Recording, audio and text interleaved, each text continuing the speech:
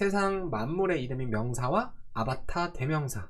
야 진짜 머리 잘 썼죠? 명사는 제이크고 대명사는 아바타 히. 자, 가산명사랑 불가산명사는 어떻게 다른가요? 명사는 사람이나 사물의 이름을 표현하는 말이지만 다 셀 수 있는 건 아니에요. 아 그런가요? 크게 셀 수 있는 가산명사와 셀 수 없는 불가산명사로 나뉩니다. 셀 수 있는 거 하나 두 개. 그리고 가산명사는 관사를 붙일 수가 있고 그리고 복수형이 될 수도 있지만 여기는 불가산명사는 그렇게 표시할 수가 없어요. 자, 무슨 말이냐면은 가산명사는 이제 셀 수 있다라고 해서 보통 이제 사전적인 표기로는 카운터블이라고 해요. 그래서 이제 사전상의 약자는 C입니다. 그리고 불가산명사는 일단은 물, 공기 이런 거는 카운트를 할 수가 없는 거니까 uncountable이라고 해서 U라고 합니다.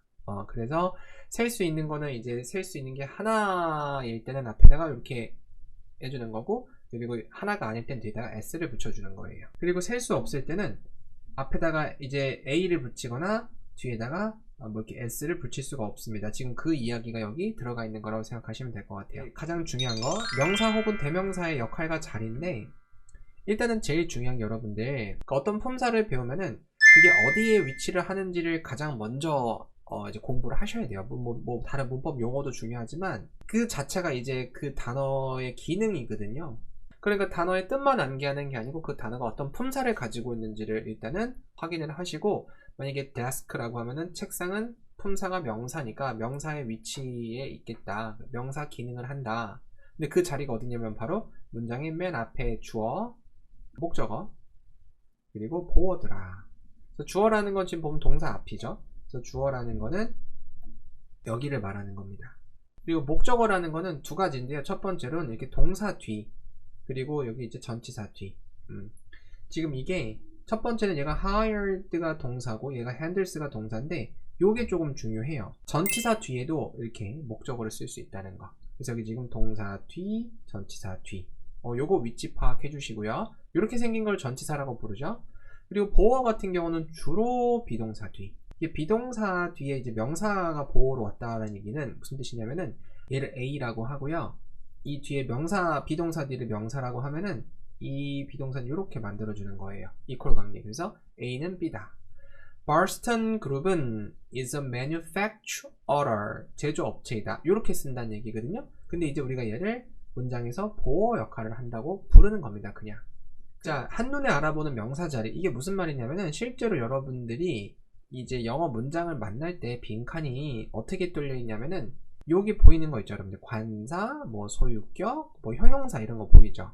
이런 거 뒤에 빈칸을 뚫어요. 여기서 이제 빈칸이라고 얘기하면 이런 자리겠죠? 이런 자리에 빈칸이 뚫립니다. 이런 자리에. 그리고 앞에 있는 게 지금 이게 관사, 얘가 소유격, 그리고 얘가 형용사. 이제 명사의 형태인데 얘가 뭐냐면은 우리가 이제 아까 명사라는 거는 이제 만물의 이름이라고 했는데 추상적인 개념, 뭐 행복, 뭐 증가, 뭐 고용, 뭐 중요성, 이렇게 형태화할 수 없는 것들은 고유의 이름을 가지기가 참 힘들었나 봐요. 그래가지고 단어 뒤에 이런 거 붙으면 우리 얘 이제 명사라고 부르기로 해. 그리고 그 명사들은 문장에서 주어나 목적어나 보어 위치에서 쓰기로 해. 자, 그리고 이제 가산명사랑 불가산명사인데 여기 있는 것도 그냥 다 암기해 주시면 돼요. 그리고 혼동하기 쉬운 가산명사랑 불가산명사, 얘도 역시 마찬가지로 굉장히 중요하니까 암기를 해주시면 됩니다. 알겠죠? 자, 인칭 대명사. 이 표는 그냥 다 암기해 주셔야 되는데 막 나, 우리, 너, 너희 뭐 이런 거 1, 2, 3인칭 이런 말까지는 사실은 그렇게 중요하지 않고요. 그냥 요게 격이라고 써있는 게 이제 여러분들 문장에서 위치를 말한다고 생각하시면 돼요. 요 라인이 이제 문장 속에서 위치니까 요 말하고 요런 말을 이제 넣어가지고 해석을 할 거다. 그래서 요 표는 통째로 암기를 해주세요. 그리고 소유대명사와 제귀대명사의 쓰임. 자, 이거 소유대명사는 뭐뭐의 것인데 소유격 플러스 중복되는 명사, 그냥 명사 말고 중복되는 이라는 말을 쓸게요. 제귀대명사는 어떤 동작이나 행위를 하는 사람 자신 또는 사물을 가리킨 대명사. 이렇게 얘기를 했거든요. 이거 네 책이니? Is this your book? 시작. 좋아요. Yes, it is my book. 근데 이거를 이제 소유격 플러스 위에가 중복되는 명사니까 얘를 이제 한 단어로 바꾸면은 짠, 어떻게? Mine. 이렇게 Yes, it is mine. 내 거예요. 이거를 우리가 보통 소유 대명사라고 합니다. 그래서 문제를 출제할 때는 이렇게 앞에서 명사를 제시해 주고요. 이렇게 해석으로 문제를 출제하는 게 특징이고 자주 출제되지는 않습니다. 하지만 나올 때는 맞춰야 된다는 거. 오케이.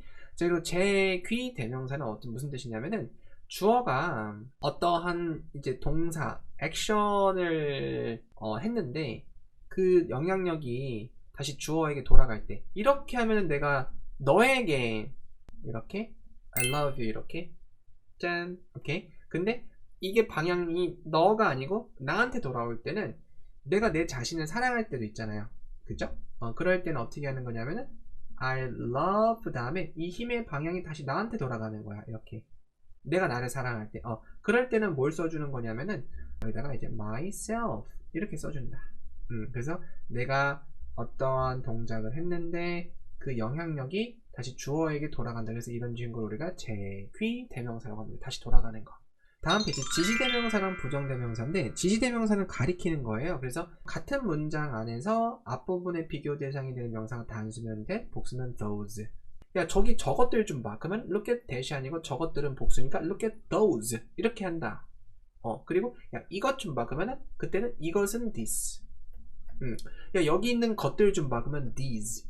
이렇게 가는 게 훨씬 더 낫죠. 이렇게 이해를 해서 출발을 한다면 이런 예문에서 대입해서 확인해 보시면 될 것 같습니다. 그리고 those who는 뭐뭐 하는 사람들인데 근데 이런 거는 지금은 뭐 크게 신경 쓰지 마시고요. 그냥 하나의 수거로 일단 알아두세요. those가 이제 보통 people이라는 뜻이 있는데 얘는 그냥 이렇게 쓰일 수 있다라고 생각을 하면 되고 who 이후로는 얘가 이제 people이라고 했잖아요. 근데 이게 어떤 사람들인지 설명하고 있다라고 생각하면 돼요. 이제 부정대명사 이거 보면 좀 많이 헷갈리시죠? 부정대명사는 정해지지 않은 대상을 막연하게 가리킬 때 사용한다라고 얘기를 했는데 이거는 사실 여기 있는 표를 보면은 조금 헷갈릴 거예요. 요거 말고 요거보다 좀 개수를 줄여가지고 제가 이해하기 쉽게끔 여기다가 다시 한번 해볼게요. 공이 이렇게 5개가 있어요. 그래서 공을 무작위로 하나씩 뽑을 거예요. 이런 상황인데 자 여기서 제가 도구를 하나 가지고 오겠습니다. 어랑 언. 오케이. 어랑 언은 언제 쓰는 거냐면은 하나라는 뜻도 있지만 막연할 때, 그러니까 정해지지 않을 때 쓰는 거거든요. 그러니까 a man 이러면 그냥 한 남자입니다. 막연하죠. 그리고 또 더를 써볼게요. 더는 언제 쓰는 거냐면 정해졌을 때, 혹은 알 수 있을 때. 그러니까 the man 하면 그 남자 포인트가 있죠. 그리고 하나만 더, other 얘는 이제 형용사인데 other라는 거는 이제 다른이란 뜻이에요. 이런 친구들이 이제 도구입니다. 첫 번째 공입니다. 첫 번째 공이 4번이었어요. 그럼 이제 첫 번째 공은 뽑았고요. 그럼 이제 두 번째 공은 앞에 있는 공하고 다른 공이죠. 그럼 다를 때는 우리가 other를 쓰기로 했어요. 일단 근데 무슨 번호 뽑을지는 4개 중에서 정해지지가 않았죠. 그럼 정해지지가 않았으니까 앞에다가 어를 쓸게요. 근데 other 발음이 이렇게 모음이 2개가 연속으로 이어지면은 불편하기 때문에 얘를 이렇게 on 써서 another. 그래서 another라고 하면은 막연한 하나입니다. 그래서 공을 뽑았는데 얘가 알고 보니까 5번이었던 거예요. 됐죠? 자 그러면 이제 또 세 번째 공을 뽑을게요. 공은 3개 남았고요. 세 번째 공은 앞에 있는 두 공과는 역시 또 마찬가지로 다른 공이니까 other. 그리고 3개 중에서 어떤 공을 뽑을지 모르니까 역시 마찬가지로 on 붙일게요. 막연하니까. 그래서 얘가 또 3번입니다. 첫 번째는 이제 막연한 하나, 두 번째 another는 계속 another겠죠. 또 다른 하나입니다. 또 다른 하나. 네 번째 공도 뽑았어요. another. 오케이. 네 번째 공은 알고 보니까 2번이었습니다. 됐죠? 얘도 another. 자, 그럼 이제 공이 하나밖에 안 남았네요. 그죠? 앞에 저 1번 공은 어쨌든 앞에 4공하고 다른 공입니다. 1번. 그죠? 그래서 이 공도 앞에 있는 거랑 다르지만 지금은 상황이 달라요. 5개 중에서 4개가 뽑았고 나머지 하나가 몇 번이 안 나왔는지 우리가 이제 알고 있죠. 정해졌죠? 그래서 이럴 때는 뭘 쓰는 거냐면 바로 더를 쓰는 겁니다. 그래서 더는 뭐냐면은 알 수 있는 나머지 하나 혹은 정해진 하나. 그래서 이게 기본 컨셉이에요. 무슨 말인지 알겠죠? 그래서 이렇게 출발해서 가시는 게 바로 부정 대명사입니다.